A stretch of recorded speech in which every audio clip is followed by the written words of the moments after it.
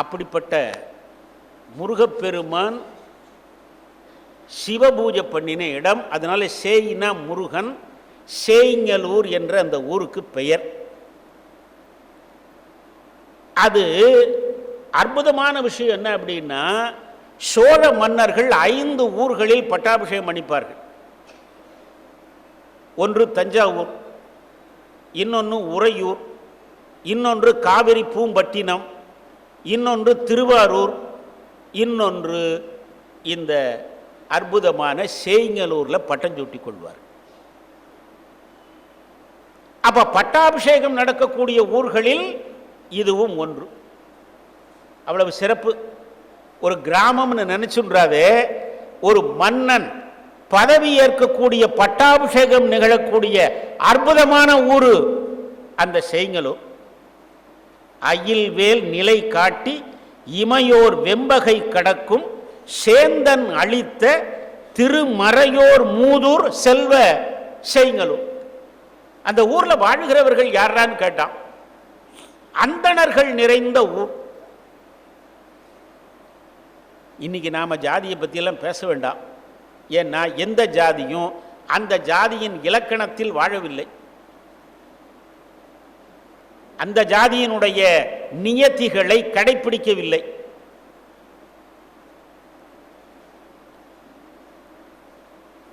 அந்தணர்னா யாருன்னு கேட்டான்.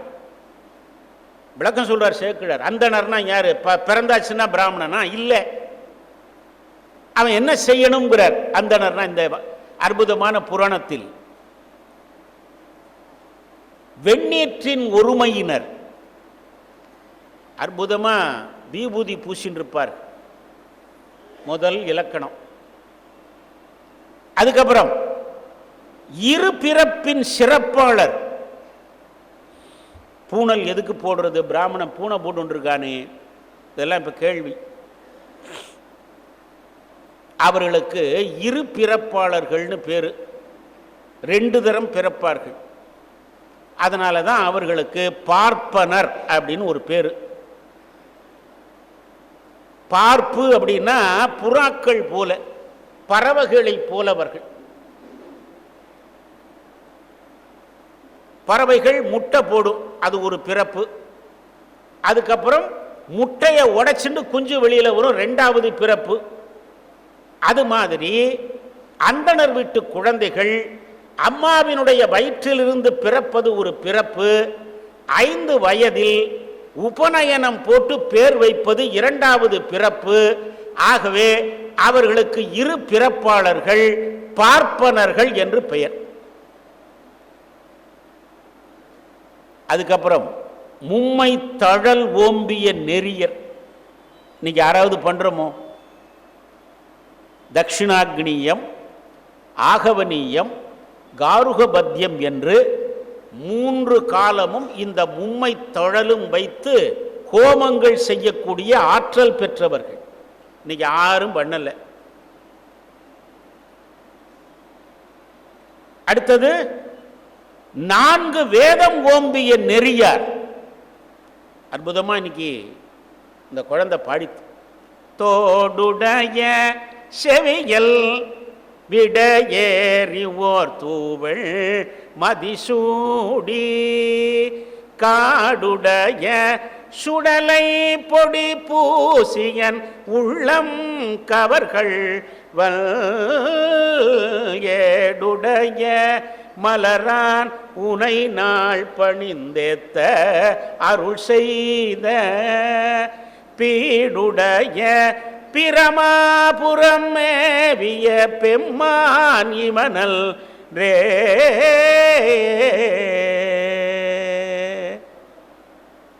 ஞானசம்பந்தர் எதுக்கு வந்தார்? வேத நெறி தழைத்து ஓங்க, அதுக்காக வந்தார் அவர். இங்க முதல் பாட்டிலேயே அத்தனை வேதத்தை சொல்லிவிட்டார் அவர். தோடுடைய வேதம் எப்படி தொடங்குறது? ருக்வேதம். ஓம் அக்னிமேளே புரோகிதம் யஜ்ஞஸ்ய தேவ மிருத்விஜம். ஓம்லேருந்து தொடங்கித்தா தமிழ் வேதம் பாட வந்தவர். அந்த ஓங்காரத்தை முதல்ல வச்சு தோடுடைய ருக்வேதம் வந்தாச்சா? அடுத்தது யஜுர்வேதம், ருத்ர ஜபம் பண்ணுவார்கள். அதிலே அழகான ஒரு தொடர் வரும், தஸ்கராணாம் பதயே நமோ நமோ. தஸ்கராணாம் பதயேன்னு அர்த்தம், கள்வர்களின் தலைவன். அப்படி அவன் என்னத்தை திருடினான் அப்படின்னா, ரிஷபவாகனத்தில் இன்னைக்கு பார்த்தேன், இன்னைக்கு சுப்பிரமணிய சுவாமி கோவிலில். அப்படியே எனக்கு அதை பார்த்துட்டே இருக்கணும் போல இருந்தது. என்னுடைய மனத்தை என்னை அறியாமலேயே அவன் கொள்ளையடிச்சு விடுவான். அதனால அவனுக்கு கள்வர்களின் தலைவன் பேரு. தஸ்கராணாம் பதையே நமஹா யஜுர்வேதம்.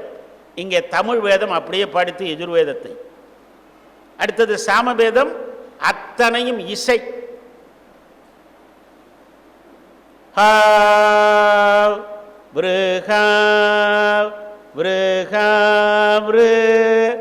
சாமவேதம் எப்படி முடிச்சார் இவர்? முடிக்கிற போது பெம்மானிவனன் ரே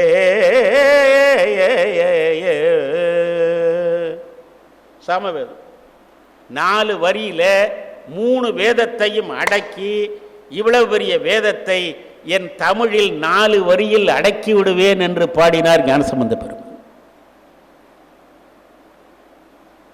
அந்தணர்கள் 4 வேதங்களிலும் வல்லுநர்களாக இருக்க வேண்டும். இன்னைக்கு என்னமாவது வேதம் தெரியுமோ? அடுத்தது தம்மை 5 புலனும் பின் செல தகைமை உடையவர்கள். நமக்கு என்ன தெரியுமா? 5 புலனும் முன்னே போகும். அங்கே அவன் என்ன பேசிட்டு இருக்கான், அங்கே போகிறது யாரு, மசால் வடை வாசனை வருது, எல்லாம் நமக்கு வேணும். 5 புலன்கள் பின்னாலே நாம போவோம்.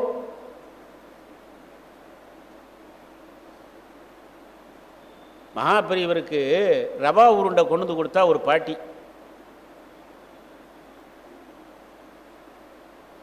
சாப்பிட்டே ஆகணும்னு அந்த பாட்டி கட்டாயப்படுத்துறா. வேற வழி இல்லைன்னு ஒரு அந்த பாட்டிக்காக போட்டுக்கணுமேனு கொஞ்சம் பிட்டு வாயில போட்டுன்னு விட்டார். ருச்சியா இருந்தது, சாப்பிட்டார். அந்த பாட்டி போயிட்டாங்க. டேய், அந்த விபூதி முட்டானுக்கு கொஞ்சம் சாணி கட்டி வச்சிருப்பே இல்லையோ, அதை சிலையை எடுத்துட்டு வாடான்னார். எதுக்கு பெரியவானா? எடுத்துட்டு வா அப்படின்னார். அந்த சாணியை வாயில போட்டு நர நரன்னு அதை கடிச்சினார். ஐயோ என்ன பெரியவான்னா? இல்லைடா, இவ்வளவு நாள் என் நாக்குக்கு ருச்சி தெரியாமல் இருந்தது, இந்த கிழவி என்னை கட்டாயப்படுத்தி கொஞ்சம் வாயில போட்டுனால அது ருச்சியாக இருந்தது. ஐயோ நம்ம நாக்குக்கு ருச்சி வந்துடுத்து, இந்த ருச்சி வரப்படாதேங்கிறதுக்காக சாணியும் வாயில போட்டு கொஞ்சம் கொஞ்சம் அப்படியே கடித்து அதை மறந்தேன்.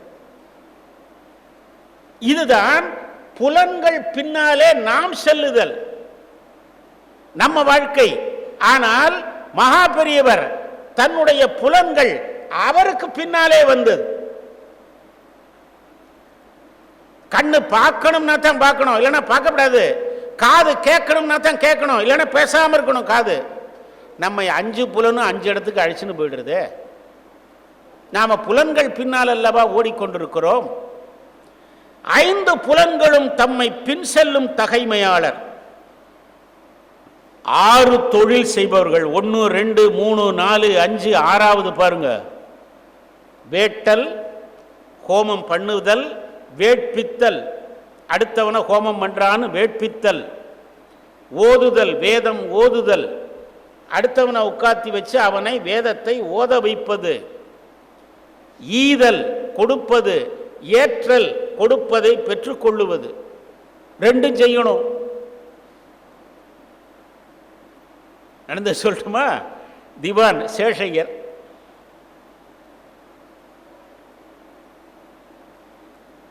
அவர் திவான், புதுக்கோட்டை சமஸ்தானத்து திவான். அவர் ஒரு முறை கும்பகோணத்திலே அத்தனை விஓக்களையும் வர சொல்லி மீட்டிங் போட்டிருந்தார். ஆனால் அன்னைக்கு அமாவாசைங்கிறது அவருக்கு ஞாபகம் இல்லை. அன்னைக்கு வர சொல்லிட்டார். அவருடைய வீடு கும்பகோணத்திலே சாரங்கபாணி சக்கரபாணி இல்லத்தில் பக்கத்தில். இவர் மீட்டிங் போட்டேங்கிறத அன்னைக்கு தான் உணர்றார். ஐயோ அமாவாசை இன்னைக்கு மீட்டிங் போட்டு தொலைச்சுட்டேன்னா சரி அப்படின்னு வேகமாக போய் கும்பகோணம் காவிரி கரையிலே ஸ்நானம் பண்ணி தன்னுடைய முன்னோர்களுக்கு தர்ப்பணம் கொடுத்து கொண்டிருந்தார். எங்கேருந்தோ ஒரு விஓ வந்தான், ரொம்ப தூரத்தில் இருக்கிறவன். அவனுக்கு திவான் சேஷையர்னா யாருன்னு தெரியாது. இவர் தர்ப்பணம் பண்ணிட்டு இருக்கிறத பார்த்த உடனே ஓஹோ இவர் பண்ணி வைக்கிற புரோகிதர் நினச்சிட்டு ஓய் அவசரமாக எனக்கு தர்ப்பணம் பண்ணணும், எனக்கும் பண்ணி வைங்கன்னார். அவர் அப்படியே பார்த்தார். நீங்கள் யார், ஊருக்கு புதுசாக இருக்கே அப்படின்னார் அவர், திவான் சேஷையர். ஆமாம் நான் ஊருக்கு புதுசு, 50 மைல் வந்திருக்கேன், இன்னைக்கின்னு போய் எங்கள் திவான் இருக்கானே அமாவாசை இன்னைக்கு மீட்டிங் போட்டு தொலைச்சிருக்கான், அதுக்காக நான் இங்கே வந்து தொலைச்சிருக்கேன். யார்கிட்ட சொல்கிறார்? திவான் சேஷையர்கிட்டே சொல்கிறார். அதனால் என்ன பண்ணுறது, காவிரியில் ஸ்நானம் பண்ணிட்டேன், இப்போ தர்ப்பணம் பண்ணணும், எனக்கு ஆள் தெரியல, நீங்கள் தான் தர்ப்பணம் பண்ணுறீங்க, எனக்கு பண்ணி. திவான் சேஷையர் அவருக்கு தர்ப்பணத்தை செய்து வைத்தார். ஓதுதல், ஓதுவித்தல், ஈதல், ஏற்றல், வேட்டல், வேட்பித்தல். நான் யார் தெரியுமா அப்படின்னு கேட்கலவர், புரோகிதமாக உட்கார்ந்து பண்ணி வச்சார். தட்சிணை வேற கொடுத்தான், அதையும் வாங்கிட்டார். உடனே இவன் கேட்கிறான், ஐயா இன்னைக்கு அமாவாசை, நான் வெளியில் எங்கேயும் சாப்பிடக்கூடாது, ஹோட்டல்லாம் சாப்பிடக்கூடாது, இங்கே யார் வீட்லையாவது பிராமணர்கள் வீட்டில் சாப்பாடு கிடைக்குமோன்னா. இவர் என்ன பண்ணார், இந்த சக்கரபாணி கோயில் இருக்கோ இல்லையா, அதில் தெரு இருக்கா, அதில் 4வது வீட்டில் வர்ற பிராமணாளுக்கு இன்றைக்கி சாப்பாடு உண்டு, போங்கோன்னு விட்டார். அவ்வளோதான். இவர் உடனே வேட்டியெல்லாம் கட்டினார், நேராக அந்த வீட்டுக்கு போனார். அந்த வீட்டில் எப்பவும் ஒரு 4 பிராமணர்கள் உட்காண்டிருந்தாங்க. இவர் போய் உட்கார்ந்தார். அவங்க யார் என்ன ஏதுனாங்க, இந்த மாதிரி விஓ மீட்டிங் வந்திருக்கேன், அங்கே ஒருத்தர் புரோகிதர் எனக்கு பண்ணி வச்சார், அவர் தான் இங்கே போக சொன்னார்னா. சரின்னார்கள். கொஞ்ச நேரத்தில் ஆற்றங்கரையில் செய்ய வேண்டிய கடமைகளை செய்துவிட்டு திவான் சேஷையர் அங்கேருந்து வந்தார். இவரை பார்த்தோன்னே இந்த என்ன பண்ணா, ஓய் உமக்கு இங்கே தான் சாப்பாடான்னு கேட்டான். உமக்கு இங்கே தான் சாப்பாடா அப்படின்னா. ஆமாம் ஆமான்ட்டு அவர் உள்ளே போயிட்டார். இந்த உள்ள வெளியில் உட்காண்டிருந்த 3 பேருக்கு தூக்கி வாரி போட்டுது. ஐயோ என்னையா கேள்வி கேட்குற நீ, என்னது, இவர் தான் எனக்கு ஆற்றங்கரையில் எல்லாம் செய்து வைத்தார் அப்படின்னா. அவர் தான் ஐயா திவான் சேஷையர்னா. அவனுக்கு உடம்பு என்ன இருக்குன்னு நீங்களே யோஜனை பண்ணீங்க. ஓடிப்போய் இவர் காலில் விழுந்தான். அவர் என்ன பண்ணார், என் காலில் விழறதே உங்காலில் நான் விழணும். ஏன் தெரியுமா, இன்றைக்கி அமாவாசைன்னு தெரியாமல் நான் பாட்டில் இந்த தேதியில் மீட்டிங் போட்டேன் பாரு, இது எனக்கு ஏற்பட்ட தப்பு, நான் பண்ணின தப்பு, நான் உங்காலில் விழணும். இதுதான் சார் பக்தி. இதுக்கு பேர் அடியார்கள் வழிபாடு. யார் யார் காலில் விழுந்தது தெரியாது. நான் புராண காலத்து கதை சொல்லலை. ஈதலும் ஏற்றலும் வேட்டலும் வேட்பித்தலும் ஓதுதலும் ஓதுவித்தலும் அந்தணர்களின் தொழில்.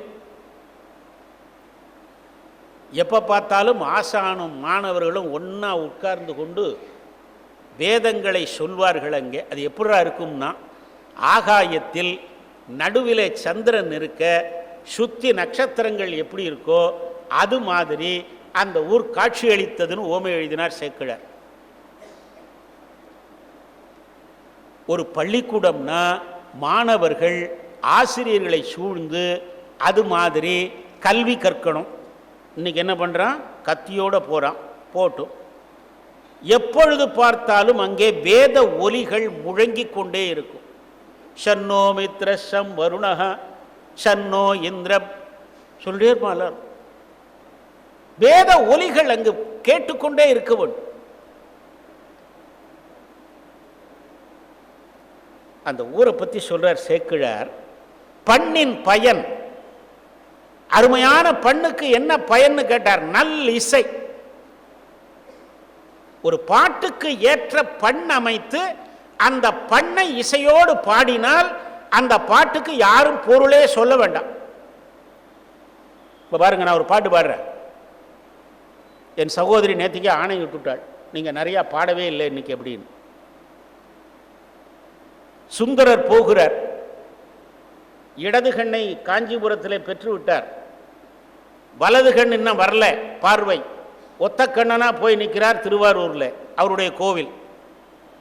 அன்றைக்கு ரிஷப வாகனம், அங்கே ஜம்முன்னு ரிஷப வாகனத்தில் தியாகேசன் அழகா உட்காண்டிருக்கான், ஜம்முன்னு அலங்காரத்தோட. பார்த்தாரா, இவருக்கு கோபம் வந்து,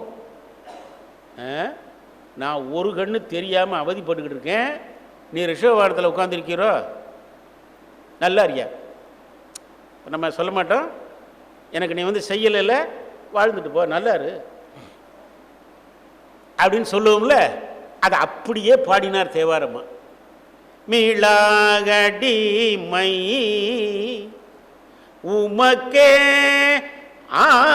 ஆளாய் பிறரை வேண்டாதே மூடாத்தீ போல். எப்படி கோபம் வருது அவருக்கு மனசுக்குள்ள?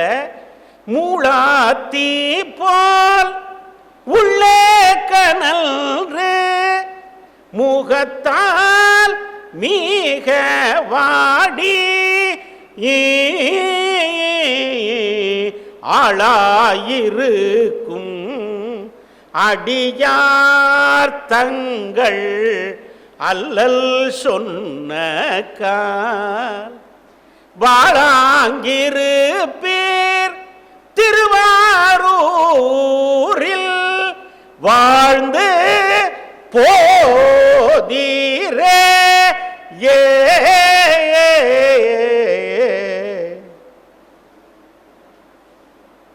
இந்த பாட்டுக்கு இந்த இசையோட இந்த பாட்டு கேட்டு பாருங்க. யாரும் பொருள் சொல்ல வேண்டாம். மனசுல நாங்கள் கனன்று முகத்தினாலே வாடி போய் ஓங்கிட்ட வந்து நாங்கள் அல்லல் சொன்னால் நீ ரிஷபவாகனத்தில் உட்கார்ந்துகிட்டு இருக்கல, வாழ்ந்துட்டு போய. இந்த பாட்டு பண்ணின் பயன் நல் இசை, பாலின் பயன் இன் சுவை. சக்கரை போடாமலேயே பால் சுவையா இருக்கணும். இப்ப சக்கரை போட்டாலே சுவையா இல்லை, அப்படி ஒரு பால் சாப்பிட்டு இருக்கோம் நாம். கண்ணின் பயன் பெருகு ஒளி, கண் பெற்ற பயன் நல்ல பார்வை தெரியணும், அதுக்கு பேர் கண்ணு. கருத்தின் பயன் எழுத்து 5.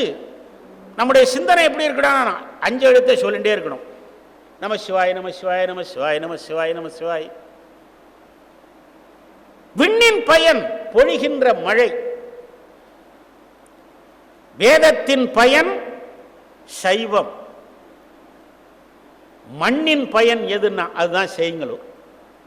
இந்த உலகத்தில் இருக்கிற மண்ணுக்கு எதிரா பயன்னா செய்யுங்களோ. எத்தனை ஓம பாருங்க. பாட்டுக்கு இசையை போல, பாலுக்கு சுவையை போல, கண்ணுக்கு ஒளியை போல, கருத்துக்கு 5 எழுத்தை போல, விண்ணுக்கு மழையை போல, வேதத்திற்கு சைவத்தை போல, இந்த உலகத்திற்கு எதிரா பெருமைனா செய்ங்கலூர் பெருமை. ஒரு முறையாவது அந்த ஊரை மண்ணை மிதிச்சுட்டு வந்துடுங்க பிறவி இருக்கிறதுக்குள்ளே. அந்த ஊர்ல ஒத்தன் வாழ்ந்தான். அவனுக்கு எச்சதத்தன் அப்படின்னு பேரு. அவனுக்கு ஒரு ஓம சொன்னார் சேக்கிழார். நல்ல பாம்பு இருக்கு பாருங்க, அது நாகமணியையும் உதிர்க்கும், கடுமையான நஞ்சையும் உதிர்க்கும். அருமை மணியும் அழித்து அதுவே நஞ்சும் அழிக்கும் அரவு போல் இருமை வினைக்கும் ஒரு வடிவாய் எச்சதத்தன் உளன். அன்னைக்கு அவன் ஒத்தந்தான் இருந்தான். இன்னைக்கு நாம எல்லாருமே அதே மாதிரி தான். இப்போ நம்முடைய வாழ்க்கை எப்படின்னு கேட்டிங்கன்னா சைவ சித்தாந்தம். செங்குட்டுவனை வைத்து நான் சித்தாந்தம் பேசுகிறேன். அவருக்கு முன்னால் எனக்கு ஒரு தைரியம்னு வச்சுங்களேன். இந்த பிறவி எப்படி ஏற்படுகிறதுன்னார்கள். நாம் செய்த நல்வினைக்கும் நாம் செய்த தீவினைக்கும் 2 விலங்குகளாய் நின்று பிறவியிலே நம்மை பூட்டி விடுகிறது. ஆகையினால் இந்த 2 வினைக்கும் பிறவி தலைகள்னு சித்தாந்தம் பேசுகிறது. நல்லது நடந்தால் நல்வினை, தீயது நடந்தால் தீவினை. அதனால தான் முன்னோர்கள் பரிகாரமெல்லாம் பண்ணிக்க மாட்டாங்க. ஏன் தெரியுமா? நாம் செய்த பயன் இந்த பிறவியோட தொலைஞ்சு விடட்டும் பார்கள். மகாபரிவாளுக்கு ஒரு ஆப்ரேஷன் பண்ண வேண்டியிருந்தது. முதுகு பின்னால் ஒரு ஆப்ரேஷன் பண்ணினவர் யார் தெரியுமா? சமீபத்தில் காலமான பத்ரிநாத் அவர்கள். இப்போ இவருக்கு குளோரோஃபார்ம் கொடுக்கணும், மயக்க மருந்து அளிக்கணும். யார் போய் பெரியவாட்ட சொல்கிறது? பத்ரிநாத்தே சொன்னார், உங்களுக்கு மயக்க மருந்து கொடுங்க. அதெல்லாம் ஒன்றும் வேண்டாண்டா அப்படின்னார். ஐயோ, அது இல்லாமல் பண்ணினா வலி உங்களால் தாங்க முடியாது. விவேக சூடாமணி எடுத்துன்னு வாரினார். ஆதிசங்கருடைய விவேக சூடாமணி நான் இப்படி உட்காந்து இதை படிச்சுட்டு இருக்கேன், நீ பாட்டில் முதுகில் ஆப்ரேட் பண்ணிவிடுன்னார். உடனே விவேக சூடாமணியில் மூழ்கி போனார். அவர் பாட்டில் படிச்சுட்டு இருக்கார், முதுகில் ஆப்ரேஷன் நடந்துட்டு இருக்கு, எல்லாம் முடிஞ்சுது, பெரியவா எல்லாம் முடிஞ்சுது, நான் புறப்பட்டுமான்னா. என்னடா ஆப்ரேஷன் பண்ணுறேன், என்ன புறப்படுறேங்கிறேன்னார். இவர் எல்லாம் முடிஞ்சாச்சு அப்படின்னா. இவர் வலியை உணர்ந்தாரோ? நமக்கு ஒரு சின்ன ஊசி குத்திடுத்துன்னா ஐயோப்பான்னு அலறோம். ஏன்? அவருக்கு தெரியும் இந்த வலி, இந்த நோய் நம்முடைய முன்வினை பயனால் நமக்கு வந்து சேர்ந்திருக்கிறது, அதை அனுபவித்தே தீர வேண்டும். இது எனக்கு மயக்க மருந்தெல்லாம் வேணாம்.